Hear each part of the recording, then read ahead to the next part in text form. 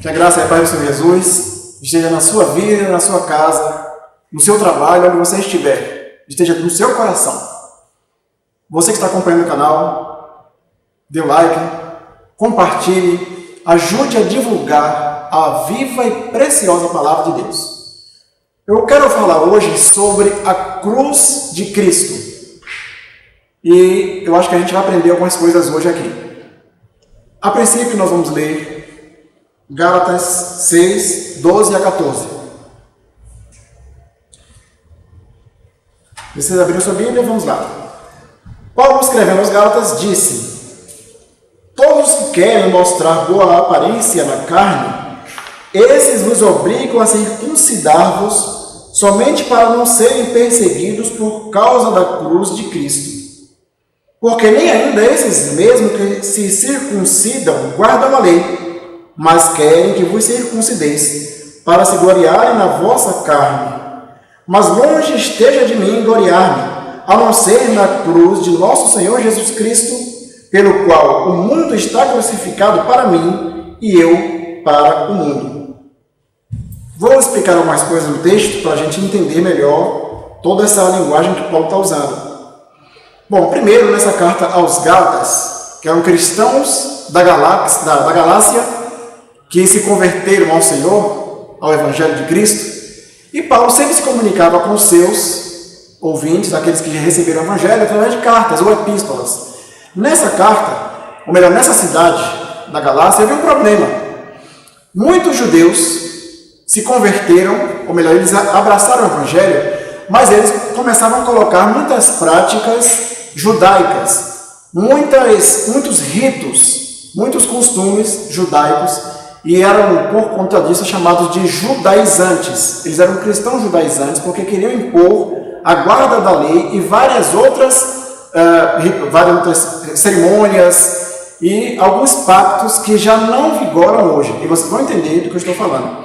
Então, uma das coisas que eles faziam era obrigar, porque Paulo estava ausente, Paulo escrevia, estava longe, escrevia carta para aquelas pessoas, mas ali junto deles, dos destinatários da sua carta, tinha esses judaizantes que ensinavam a palavra para aquelas pessoas, a igreja que estava ali, mas queriam impor muitas coisas de homens, algumas coisas, é claro, do antigo conselho, da antiga lei, mas muitas coisas também de costumes próprios, tradições, algumas das quais Jesus mesmo já tinha criticado aos mestres da lei, aos fariseus, aos saduceus. Então, o que acontecia na igreja da Galácia? Esses homens, eles obrigavam os cristãos a fazer a circuncisão, que entre os judeus era um sinal da aliança entre Deus e Abraão. Todo judeu circuncidado, ele carregava em si, no seu próprio corpo, digamos, um lembrete. Era uma lembrança da aliança feita com Deus, de que eles deveriam ser obedientes à lei de Deus. Então, o que acontecia? Esses judaizantes, esses mestres judaizantes, eles queriam se orgulhar de que tinham muitos discípulos que seguiam a lei, ou seja, eram estes que eram circuncidados. E Paulo criticou muito essa postura deles. E aí ele vai falando isso aqui, que eles nos obrigam a circuncidar somente para não serem perseguidos pela cruz de Cristo. O que era isso? Quando é que as pessoas eram perseguidas por causa da cruz de Cristo? Porque a cruz de Cristo não era literal, eu vou falar isso adiante. A cruz de Cristo era a vida de renúncia por amor ao Evangelho, por amor à justificação pela graça e pela fé somente. Não por obras da lei, não por observância de mandamentos e rituais, como esses judaizantes queriam. Eles pretendiam isso. Mas Paulo deixou bem claro que não era esse o caminho. Então essas pessoas, eles se orgulhavam, se gloriavam, mas eles não queriam ser perseguidos por seguir a Jesus. Porque os judeus, muitos, não todos, mas muitos judeus, rejeitavam o Messias, rejeitavam o Cristo, Jesus. E aí, muitos desses não queriam ser perseguidos por causa da cruz, ou seja, a vida do Evangelho de Cristo. E aí diziam, não, vamos circuncidar. E aí ninguém persegue, porque ninguém vai dizer que a gente segue aquele Jesus Nazareno. Nós seguimos Moisés. E eles não queriam ser perseguidos por causa do Evangelho. E aí, ele diz que nem mesmo estes guardam a lei. Jesus já criticava isso lá em Mateus 23 e Lucas também, que os mestres da lei faziam. Ordenavam os seus discípulos a carregar fardos pesados, mas nem com o dedo queriam movê-los. Paulo percebe o mesmo comportamento, o mesmo espírito, digamos assim, nestes judaizantes que estavam lá entre eles na Galácia.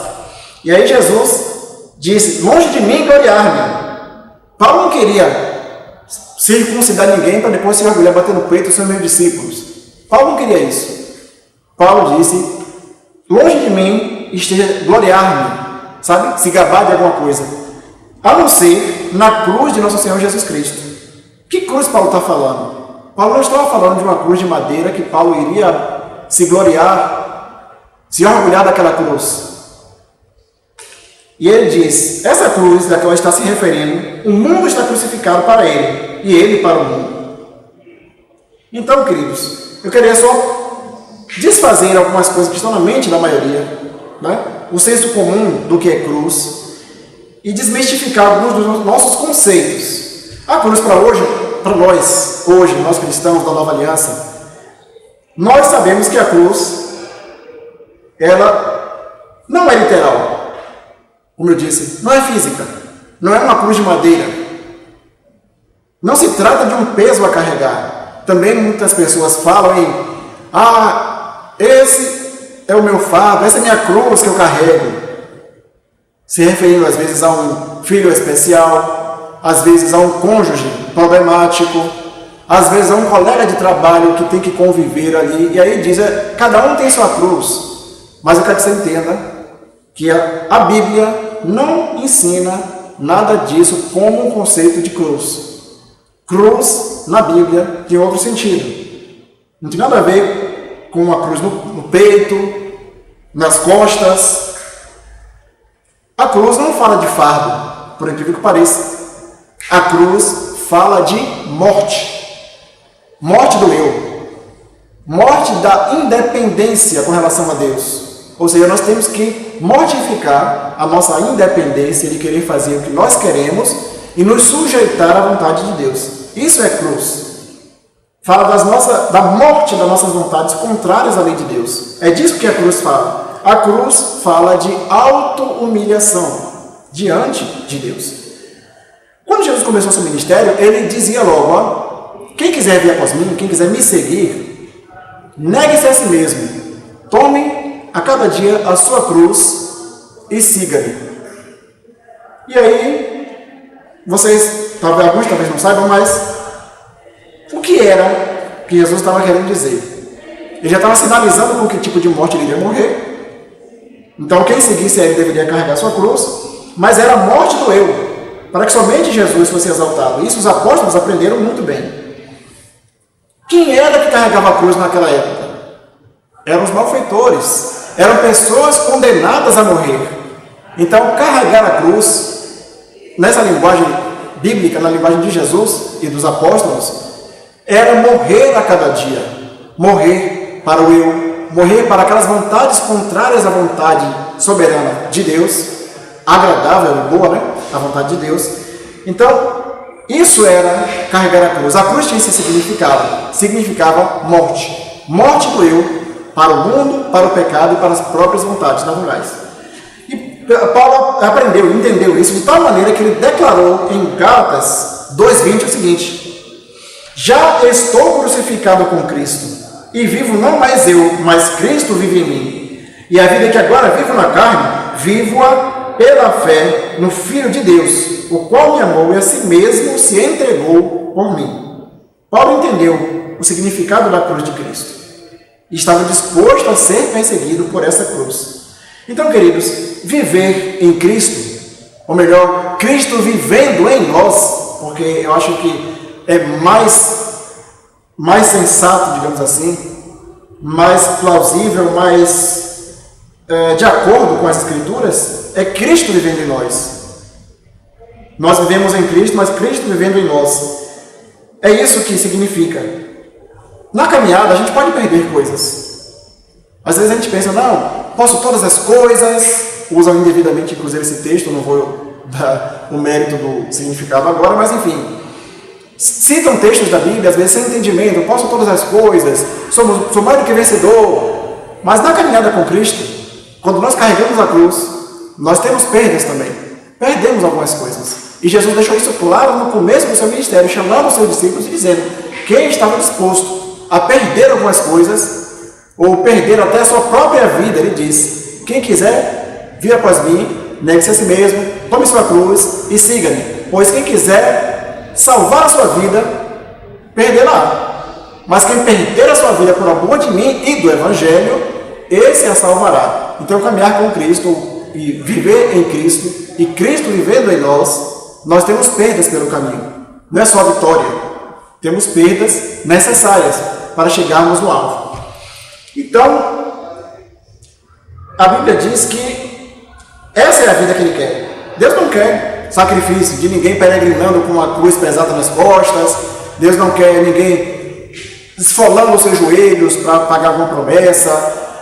Deus não quer sacrifício. Ele diz: misericórdia quero e não sacrifício. E eu conhecimento de Deus mais do que os holocaustos. E ainda diz, em outra passagem da Bíblia, que obedecer é melhor que sacrificar. E além do mais, Jesus já fez o sacrifício definitivo. Ele fez o sacrifício, Ele pagou o alto preço, e nós não precisamos fazer sacrifícios para sermos aceitos por Deus. A única bênção, queridos, que pode vir da cruz de Cristo é que, como nós somos participantes da morte do Senhor, também o seremos, ou seja, seremos participantes na sua ressurreição. Quando Ele vier, os que creram nele também serão ressuscitados. E também, carregar a cruz não significa que a vida do crente é só cansativa, depressiva, triste. Significa apenas uma coisa: o nosso viver deve refletir a vida de Cristo. Ele deve ser o centro da nossa vida, queridos. Agora que nós morremos pelo mundo, para o pecado e para a vontade da carne, Jesus deve ser visto em nós. As pessoas de fora devem ver Jesus em nós pela nossa fé e pelas nossas obras. Então não basta só dizer que nós temos fé em Deus. Nós temos que ter fé na palavra de Deus, que norteia os nossos pensamentos, nossas palavras e nossas ações. E aí nós vamos poder carregar a cruz, sabendo que existe algo preparado para nós, uma glória reservada para aquele que viveu essa vida de cruz, a vida de morte do eu, para agradar o seu Senhor. Então é isso. A cruz de Cristo é essa vida de entrega. Assim como morremos, viveremos com Ele. A sua promessa é a vida eterna, e essa vida está disponível para mim e para você, para todos quantos quiserem dar esse passo de fé, sabendo que a vida com Cristo é assim. Ele chamou para isso. Tome a sua cruz e siga Jesus. E na caminhada, eu tenho certeza, eu e você, vamos ter muitas experiências, conhecendo cada dia mais ao Senhor, a sua palavra, as suas promessas. Continue buscando, continue firme e vá nessa caminhada. Deus é contigo. Deus te abençoe.